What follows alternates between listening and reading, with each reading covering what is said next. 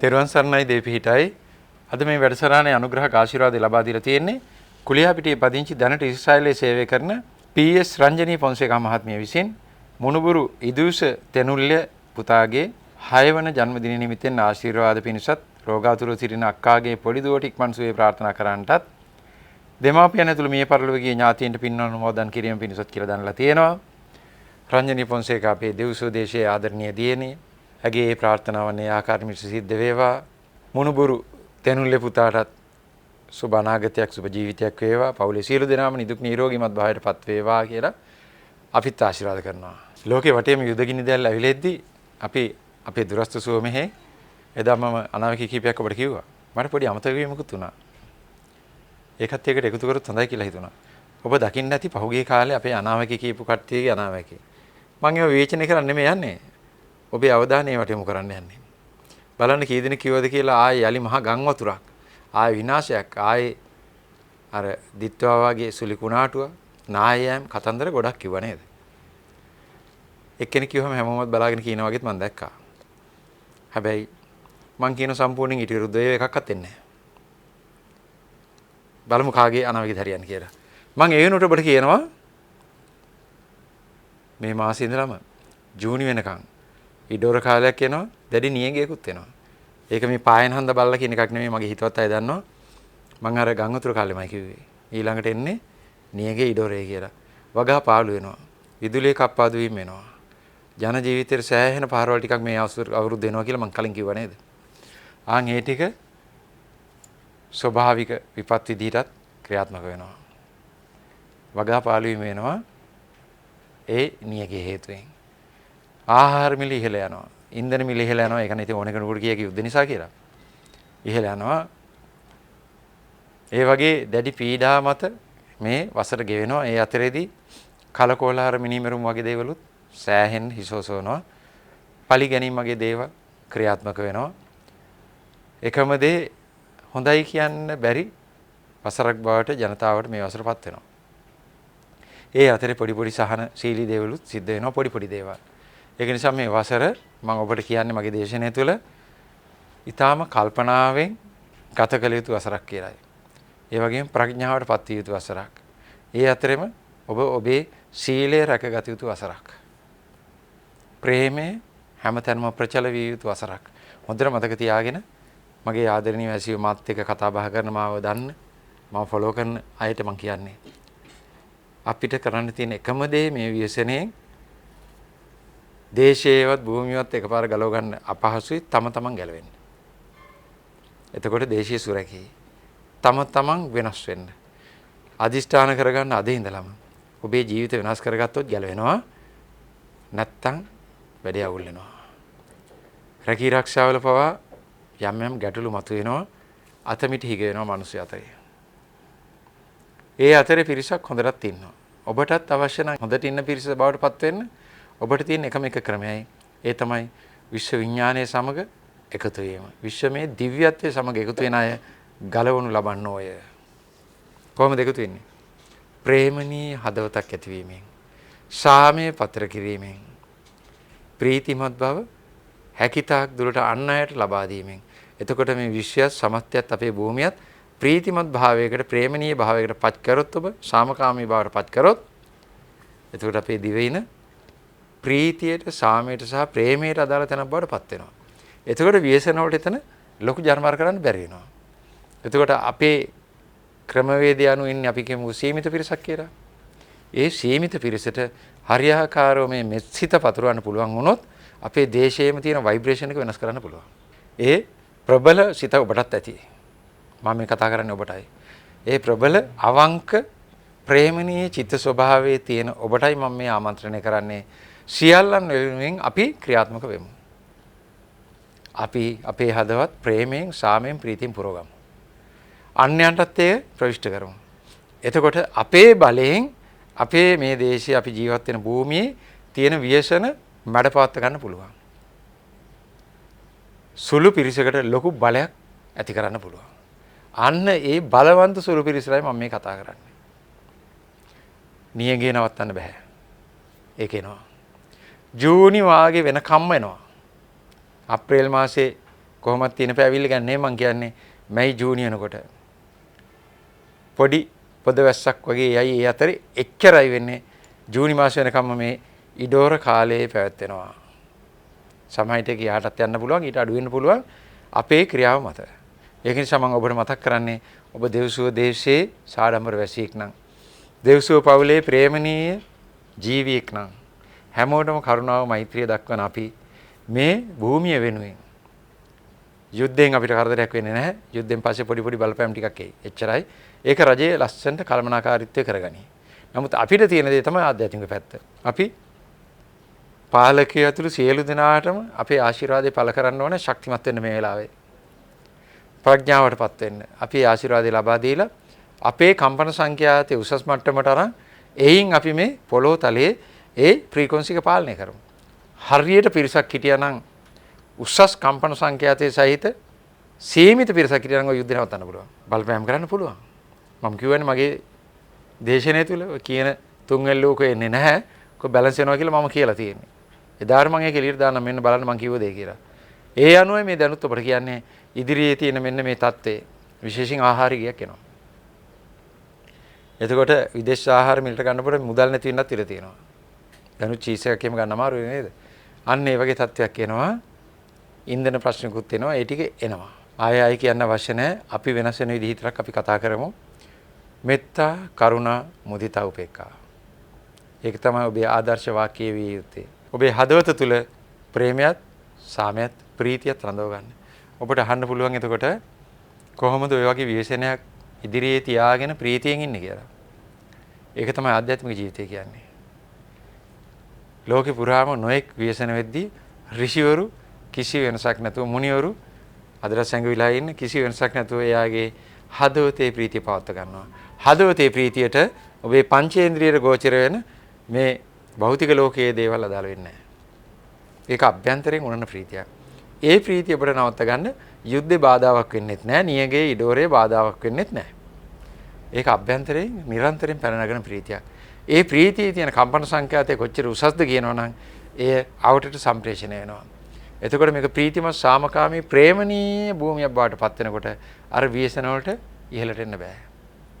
හරියාකාරව අපි මේ මෙසිත පැතිරෙව්වොත් ක්‍රියාත්මක වුණොත් ඔබේ හදවතින් නැගෙන ඒ හයි ෆ්‍රීකවන්සි එක මේ ඉඩෝරේට පවා බලපෑමක් කරන්න පුළුවන්. අනිවාර්යෙන් සිද්ධ වෙනවා. නමුත් අපිට සෑහෙන පාලනය කරගන්න පුළුවන් වෙනවා. ආන් ඒ වෙනුවෙන් අපි අනිත් අය වෙනුවෙන් මේ වෙලාවේ පෙළ ගැහෙමු පුළුවන් හැමෝම. මගේ දර්ශනය අදහන අය සහ තම තමන්ගේ වෙනත් ආගම් වලත් හැමෝම කියන්නේ ප්‍රේමය, සාමය, කරුණාව, මෛත්‍රියනේ. උතුම් බුදුරජාණන් වහන්සේ, යේසුස් වහන්සේ, එතකොට මොහොමඩ් තුමා ඇතුළු බොහෝ දෙනෙක් නැත්තම් හැම දෙනාම කියන්නේ ওই කතන්දරේනේ. ඉතින් එතකොට ආන් ඒ තමන්ගේ නායකයාගේ ඉගැන්වීම අනුව ඒ ප්‍රේමයත්, සාමයත්, ප්‍රීතියත් ප්‍රචල කරොත් මේ භූමිය තුල මේ தත්ත්වය පාලනය කරන්න පුළුවන් වෙනත් විද්‍යාවකට නම් බැරිය. විද්‍යාවට මොකද කරන්න පුළුවන්? උනේ දැන් දැක්කනේ අදලා ඇරිය කඳු පිටින් ගලාගෙන යන විද්‍යාව කො නෑ. හැබැයි සිද්ධාස්ථාන රැකලා තිබ්බනේ. බුදු පිළිම වහන්සේලා, ඇතම් විහාරස්ථාන, බෝධීන් වහන්සේ රැකුණාද නැද්ද? රැකුණා. අන්න ආධ්‍යාත්මික බලය. ඔය තියෙන්නේ. මොනවා ගලන් ගියත් ගියේ නෑ. දේවස්ථාන සමහර ඒවා ආරක්ෂා වුණා නේ. ඒ වගේ යහපත් තත්ත්වයට කටයුතු කරපු පවුල් ආරක්ෂා වුණා. සමහර තැන්වල අපි දැක්ක ගෙවල් පළාත් පිටින් ගිහිල්ලා තිබුණා. පොඩ්ඩක් හොයලා බලන්න ඔගේ පවුල් කවුද කියලා. මට කෙනෙක් කිව්වා සමහර තැන්වල මම මේ කියන්නේ. කෙලිම කියන්න හොඳ නැති නිසා.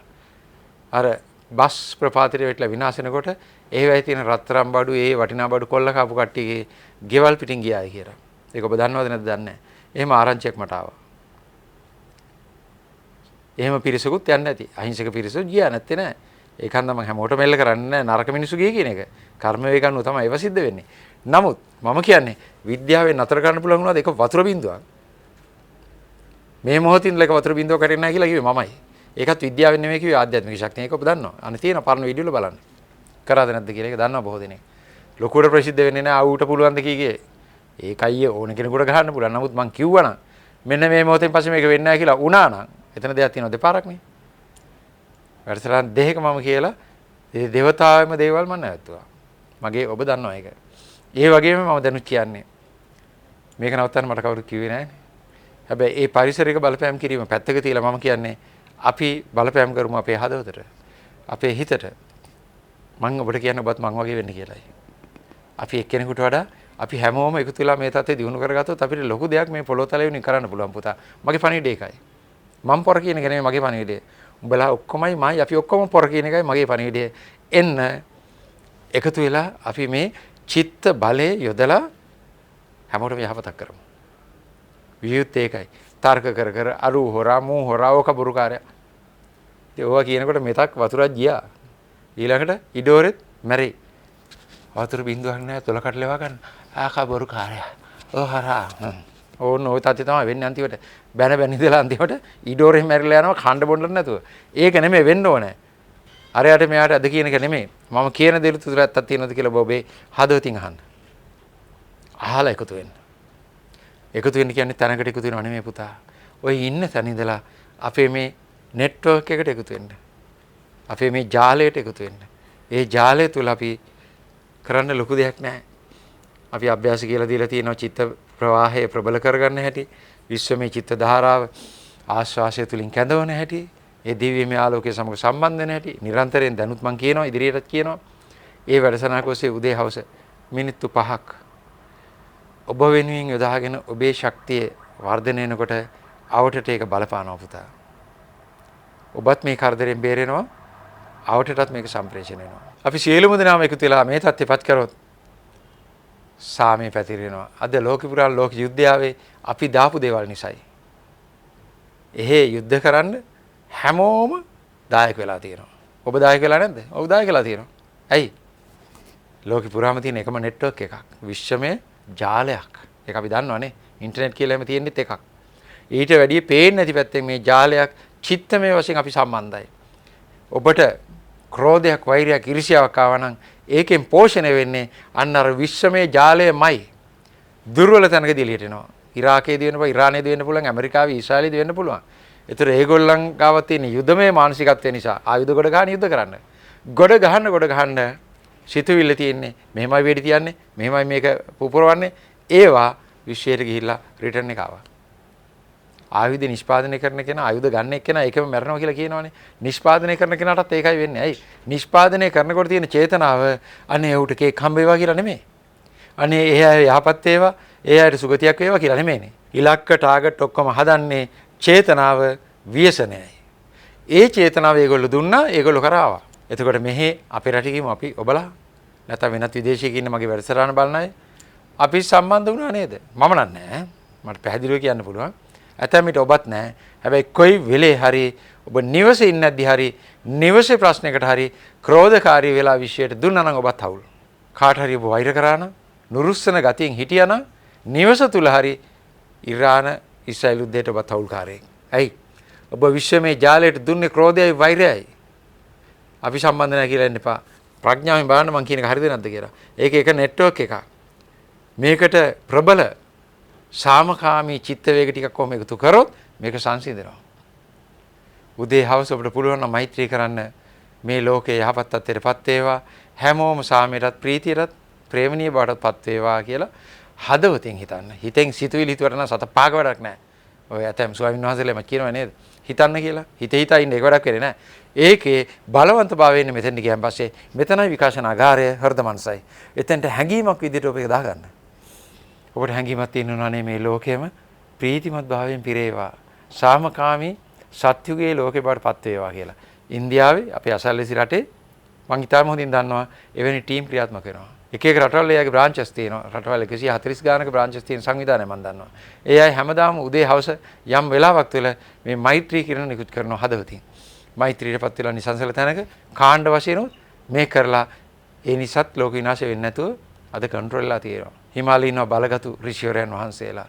ඒ වගේම විශ්වගතලා ඉන්නවා මේ රූපී ඉවත් කරපු බ්‍රහ්ම ඍෂිවරු. ඊළඟට දෙවිවරු කොට්ටාස.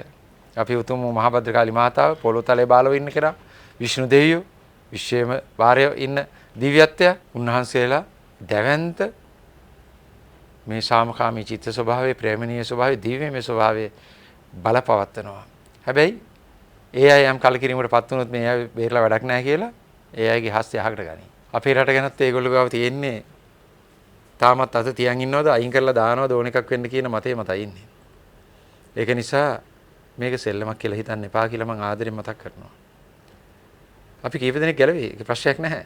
නමුත් සමස්තය ගැන අපි කියන්නේ එක එක විකාර බලන්න මේ අපේ රටේ තරම් බොරු තියනවද කියලා.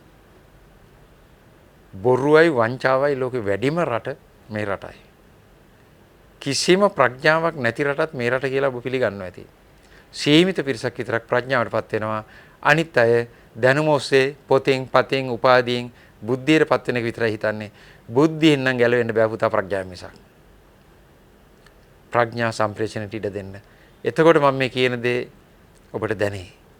මේ මොහොතේ අද ඉඳලා මේ සියලු විශේෂණට විරුද්ධව ඔබ කරුණාව, මෛත්‍රිය, මුදිතා ගුණේ යුක්ත වෙලා සැබෑ උපේක්ෂාව ඉගෙන ගන්න මම පොය දවසේ කියලා දුන්නා. ඉගෙනගෙන ඒ අනුව කටයුතු කරන්න.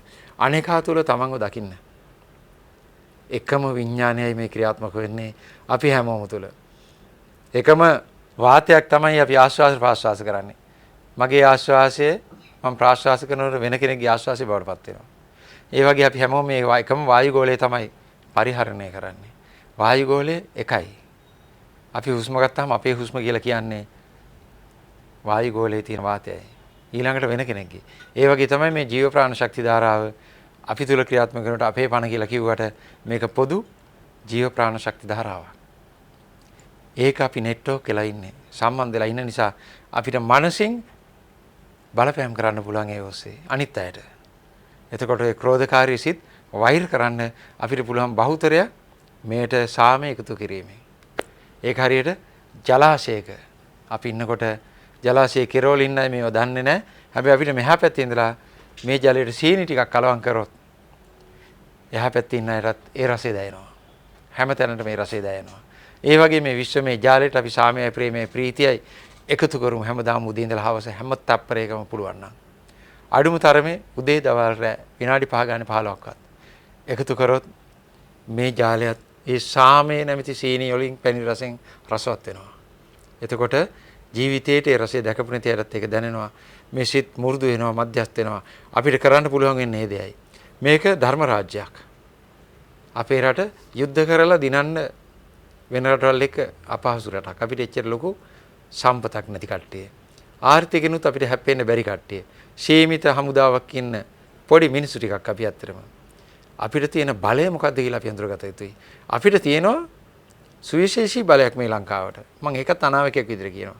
කිසිම රටකට මේ දේශයේ කවදාවත් යටත් වෙන්නේ නැහැ. යටත් කරන්න කවදාවත් බෑ. කවදාවත් බෑ. යටත් වෙන්නෙත් නැහැ. පුංචි රටක් ඔය කොටම වඩා පුංචි රටක් වෙන්න පුළුවන්. හැබැයි යුද්ධයකින් පරාද කරන්න කවදාවත් බෑ. ඒ තමයි මේ භූමියේ තියෙන ආධ්‍යාත්මික බලය. ඒ වගේමයි වැඩි කාලයක් යන කලින් මේ රටෙන් තමයි ආධ්‍යාත්මික පණිවිඩය ලෝකෙට යන්නේ. ඇතැමිට ඔය යුද්ධෙත් යම් බලපෑමක් මෙහෙන් ලබා ගනී. ඊළඟට එන යුද්ධයකට හරි ඒ බලපෑම මේ දේශෙන් සිද්ධ වෙලා හැමෝගම ඇස් මේ දිහාට හැරෙනවර ඉරාන නැව් ප්‍රශ්නේදී ලෝකෙ මේ දිහා බැලුවා වගේ. ඊට වැඩිය ප්‍රබලව ආධ්‍යාත්මික පණිවිඩය ලෝකෙට යන්න ඕන තාම ඒක ගියේ නැහැ. එතන ගැටලුව තියෙන්නේ. අන්න එතනදී කිසිම රටකට නැති අద్භූත බලයක් ඇති භූමිය බවට මේ භූමියපත් වෙනවා. අන්න ඒකෙන් තමයි අපිට ආධ්‍යාත්මික සටනකුයි කරන්න පුළුවන් වෙන්නේ ජය ගන්න. භෞතික සටන් කරන්න අපිට බෑ. ආධ්‍යාත්මික සටන් අපිව පරද්දන්න වෙන කිසි රටකටත් බෑ. ඉන්දියාව ආධ්‍යාත්මික රටක්.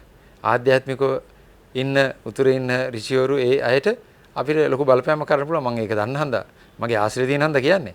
නමුත් ඒ අය තම තමන්ගේ දේවල් කරගෙන ඒ ආශිර්වාද කරගෙන තමන් බ්‍රහ්ම තත්ත්වයටපත් වෙලා ඉන්න උදවිය ගොඩක් ඉන්නේ.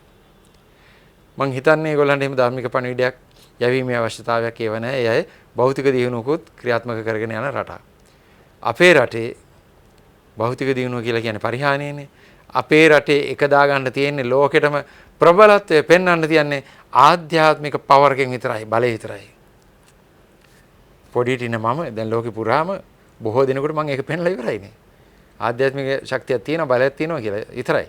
හැබැයි ඒකත් මම පෙන්වන්නේ පුළුවන් තරම් බෙල්ල මිරිකලා, හිර කරලා, මේෂයස රින්ගලා හංගන ගමන් මේ පෙන්වන්නේ. අත දීලා නැගිට්ටෝල අරන් නෙවෙයි. එහෙම කරා නම් මම ලෝකෙටම පෙන්ලා ඉවරයි. ලෝකෙම ඉන්න ලෙඩු ටික මම මේ භූමියට ගෙනල්ලා ඉවරයි. කලින් ගෙනවද නැද්ද? අර සෙනග ලක්ෂයක් ආවේ. නමුත් දේශපාලන ප්‍රශ්න නිසා හුඟක් අය බය වුණානේ මේ එක එක කට්ටිය දැම්මනේ අර මෝඩ බූරුව ටිකක් දියසේන පියසේන කීකේවල අන්තිමට ඒකෙන් තමයි අපේ වැඩසටහන ටික කරගන්න බැරුනේ. එහෙම දියසේන කෙනෙක් කවදාවත් මේ භූමියේ පහළ වෙන්නේ නැහැ. මං කිව්වනේ. දැන් ආපු එක දුවනවනේ සරින් සරේ. 1960 ඉඳන් දුවන්නේ. 70 වලදී 80 වලදී එහෙම එහෙම ඇවිල්ලා 2020 දී පහළ වෙනවා. සැප්තැම්බර් මාසේ නෝ කිව්වා එකෙක් මෝඩ හරකෙක් 2020 සැප්තැම්බර් පහ වුණා 21 ගියා 22 ගියා 23 ගියා 25 කිව්වා. මේ දියසේන තරම් හයියෙන් දුවන්න බෑ කාටවත්. ඒක නිසා අහුවෙන්න එපා. එහෙම දෙයක් නැහැ. ඒක views ගන්න කරන උපරවැට්ටිය. නමුත් මේ රටේ අනාගතේ මේ ආකාරයෙන් සිද්ධ වෙන්නේ මේ අනාගත නැගිටීම මේ ආකාරයෙන් සැබෑ ආධ්‍යාත්මික නායකයා මෙන්න මෙහෙමයි අහවල් තැනින් කියලා දන්න එක වේද මහත්තයෙක් ඉන්නවා. මම නම කියන්නේ නැහැ. මම එතුමාගේ අනාවැකී එහෙම මම හොඳට පරිශීලනය කරලා බැලුවා යම් යම් තැන්වල ওই ආධ්‍යාත්මික නායකයා ගැන තමයි ආදීසේන කියලා කියන්නේ. නමුත් එයා කියන සාධක තුල මාත් දන්න සත්‍යයන් තියෙනවා. නම අහන්න එපා මං කියන්නේ නැහැ. එයා අනාවැකී එහෙම කියන්නේ ප්‍රසිද්ධ කෙනෙක්. මොන ක්‍රමයකින් හරි යාට ඒ දැනුම තියෙනවා. එතනින් එහාට මං එයාලා ගැන විස්තර කියන්න යන්නේ නැහැ. හැබැයි මං ඔන්න හරි දෙම කිව්වා. ඒත් මං දැක්කේ නැහැ එතුමා මේ ඉඩෝරේ ගැන කියලා තියෙනවා දැක්කේ නැහැ. පුළුවන් ආ එහෙම දැනුවත් කරන එක හොඳයි. මම දැනුවත් කරන්නේ අනාවැකයක් විදිහට නෙමේ ඉදිරි ව්‍යසනයෙන් අපි ගැලවෙන ආකාරය ගැනයි මම මේ කියන්නේ. ගැලවෙන්න තියෙන එකම මාර්ගය ආධ්‍යාත්මික මාර්ගය විතරයි. ඒක ආධ්‍යාත්මික මාර්ගය කියන එක ඇහැට පේන්නේ නැති නිසා හිතන්න එපා අයියෝ මොනවද ඕවා හරියන්නේ නැහැ. අපි දැම්මම මේ වතුර හොයාගන්න ඕනේ. ඔය වැල් බයිලා වැඩක් නැහැ. ආධ්‍යාත්මික බලය කියන්නේ ලෝකේ තියෙන ලොකුම ශක්තිය. මගේ පෙන්ලා ඉවරයි. ඇමරිකාවේ එංගලන්තේ ඉන්න ලෙඩෙක් හොඳ කරගන්න බැරුව ඒ ජරමර කරද්දි මෙයාව නම් අපිට හොඳ කරන්න බෑ කියලා ලියලා තියෙද්දි හැතැම්ම දහස් ගණන් මෙහා ඉන්න මම මෙතන ඉඳන් හොඳ කරපුව දැකලා තියෙනවා. මේ භූමිය ඉඳලා මගේ චිත්ත බලය එක එක්තරා දිව්‍යමය ශක්තියක්. ඒක ඩෙවලොප් කරන දිව්‍යමය ජීවීන් හැම දෙවිවරු ඉන්නවා. ඒක කොහොම හරි ඒක වර්ධනය කරලා මම මේ ස්ථානයේ දෙයක් කරාද නැද්ද 100% සුවද නැද්ද බලන්න. ආධ්‍යාත්මික බලය හිතා ගන්නවත් බෑ පුතා. මගේ විතරක් නෙමෙයි ඔබ ළඟත් තියෙන ආධ්‍යාත්මික බලය. මම ඒකයි මේ ඔබට කතා කරන්නේ. ඒ බල ශක්තිය උත්පාදනය කරගෙන බලන්න ඔබට විශ්වාසයක් වෙන්නේ නැහැ. මං කිව්වනේ අපි පොරවල් වෙමු. මම පොර නෙමෙයි. ඔබලත් පොරවල්ලේ. දිව්‍යමය බල ශක්තියක් හදවතේ තියාගෙන හංගගෙන වහගෙන ඉන්න පොරවල්ලේ. කරුණාකරලා මේක විවෘත කරලා අපි මේ පොළොව තලයේම සාමය ඇති කරලා මේ යුග පෙරළිය හේවත් සත්‍යුගය ඇති කරමු. මේ යුද යුගයේ නෙමෙයි. යුද නැති සාමකාමී එකිනෙකාට අතීත දෙන හැමෝම මධ්‍යස්ථව කටයුතු කරන හැමෝම උදව් කරන ලෝකයක් ගොඩනගා ගන්න ඕනේ. එතකොටයි මේ භූමිය සත්‍වික යුගයට සූදානම් වෙන්නේ. තෙරුවන් සරණයි දෙපීටයි